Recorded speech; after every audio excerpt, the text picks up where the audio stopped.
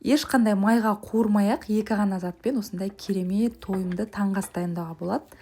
Бұл омлеттің дәмі уыздың дәміне ұқсап шығады. Алдымен ыдысқа 4 жұмыртқаны жарып аламыз, одан кейін үстінен сүт құямыз, дәміне қарай тұз қосып, жақсылап араластырып, осы ыдыспен қоя беруге болады. Формасы биік, әдемі шығу үшін мен осындай шағындау ыдысқа құйып алдым дағы қайнап тұрған судың үстінен қоямын. Бетіне аздап сары майдан қоямыз, және де қақпағын жауып, орташадан төмен отта 15 минуттай пісіріп аламыз. Піскен піспегендігін осылай тексерсеңіздер болады. Өте дәмді, оңай әрі тез жасалатын, дәмі уыздың дәміне ұқсап шығатын керемет омлет шықты. Таңғы асты ішпес бұрын аш қарынға балық коллагендерін жеп аламын. Толықтай халал сертификаты бар. Қазір босанғаныма 4 ай болды. Шаштың түсуі, тырнақтың сынғыштығы деген сияқты проблемалар бастала береді.